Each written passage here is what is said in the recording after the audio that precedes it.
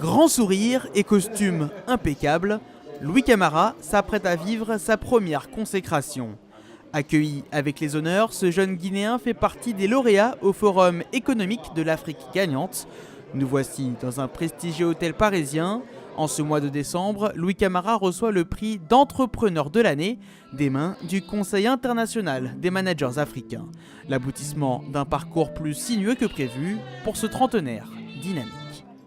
Bien loin des lustres de la capitale française, son histoire commence à Bokeh en 2007.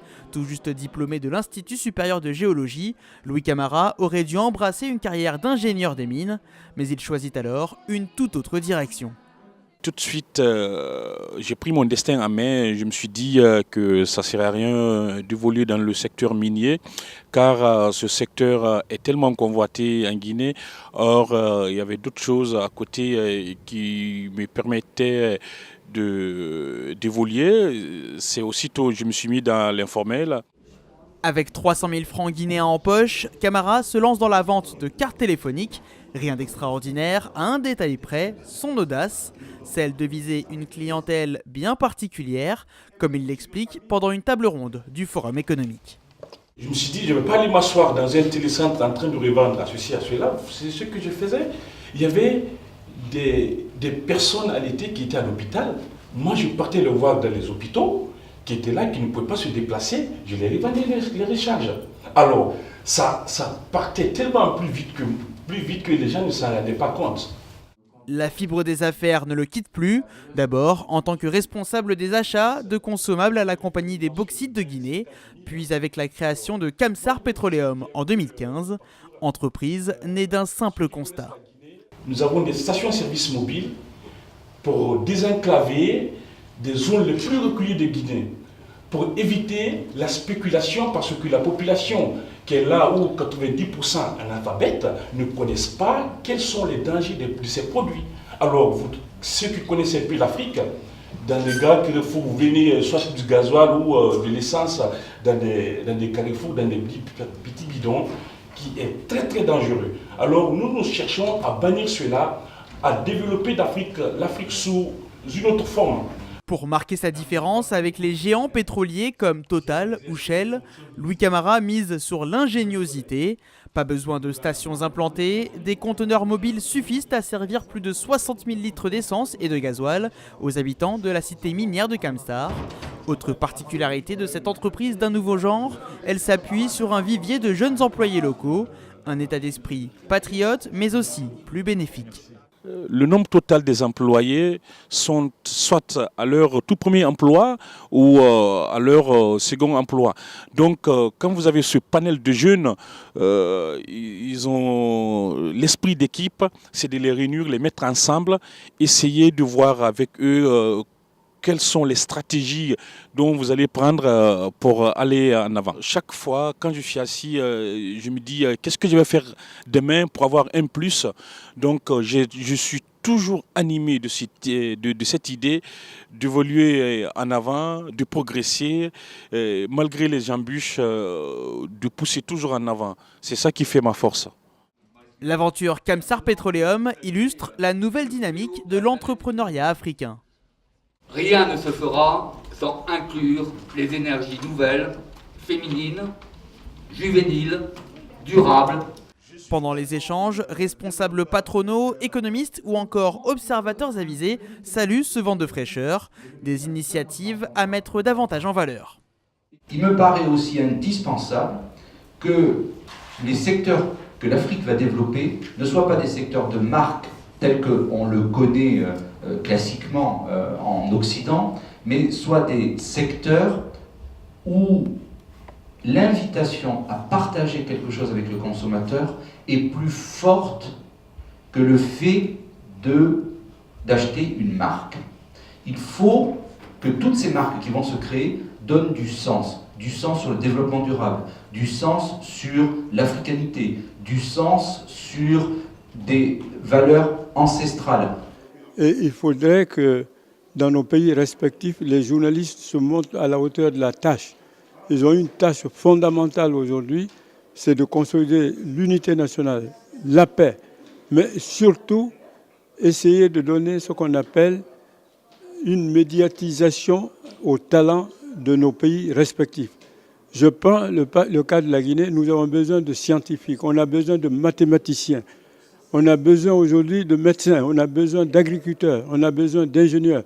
Donc le rôle de la presse, c'est de faire en sorte que tout cela, en Guinée et ailleurs, que tout cela, qu'on encourage tout cela pour nous développer. Je pense que représenter cette jeunesse guinéenne à cette conférence doit lancer un signal fort aux jeunes de Guinée, aux jeunes entrepreneurs de Guinée, de serrer la ceinture, de mettre en tête que l'avenir de notre pays se trouve dans notre main.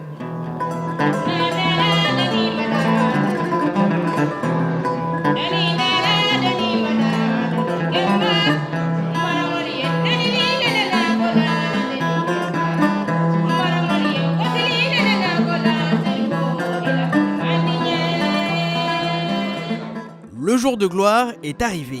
Expression empruntée à l'hymne national français, c'est dans l'Hexagone que le directeur général de Camsar Petroleum est honoré.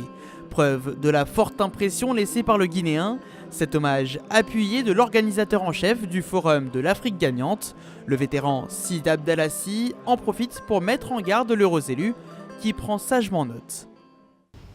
C'est un jeune du camarade. Nous lui souhaitons le meilleur. Nous lui souhaitons d'abord très longue vie. Nous lui souhaitons aussi d'être à l'écoute de ses doyens, des anciens. Nous lui souhaitons non seulement de l'abnégation, mais aussi qu'il ait une attitude digne, une attitude noble. Certes, les affaires sont les affaires, mais aussi, comme on dit, qui veut aller loin ménage sa monture. Quand je vois un jeune comme vous, plein d'alors, ambitieux, je vous dis, le chemin est encore dur, le chemin va être dur. Vous êtes modeste, vous êtes discret. Prenez deux qualités que j'ai appréciées depuis avant-hier. J'invite les jeunes de Guinée et de l'Afrique tout entière de mener et d'exécuter leurs différents projets dans le silence, tout en suivant la bonne marche de nos aînés. Comme disait un grand théologien, Omaro Guardi, que je cite, « Les grandes choses s'accomplissent dans le silence, non pas le bruit et la mise en scène des événements extérieurs, mais dans la clarté du regard intérieur, dans le mouvement discret de la décision, dans des sacrifices et des victoires cachées, quand l'amour touche le cœur, quand l'action sollicite l'esprit libre. Les puissances silencieuses sont les puissances vraiment fortes. Nous avons des talents. Oui, nous avons des talents. Nous avons des compétences. Oui, nous avons des compétences.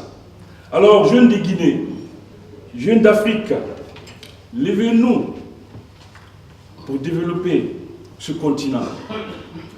Soyons fiers d'être africains. Soyons fiers un jour de voir ce continent émerger par nos compétences. Merci de votre attention. La récompense comme étant meilleur manager africain, ça me donne vraiment des sentiments de satisfaction. Ça m'arme du courage, ça m'arme de travailler d'arrache-pied, ça m'arme de travailler davantage, de croire au destin, de croire à mes capacités, de croire à mon équipe qui sont en train de travailler pour que nous puissions avoir de très bons résultats. Et voici ces résultats aujourd'hui qui sont récompensés. Pas de triomphalisme pour autant après la cérémonie, le businessman se tourne déjà vers les prochains objectifs. Courant 2017, nous avons planifié d'essayer d'ouvrir un peu notre secteur d'activité à l'intérieur du pays.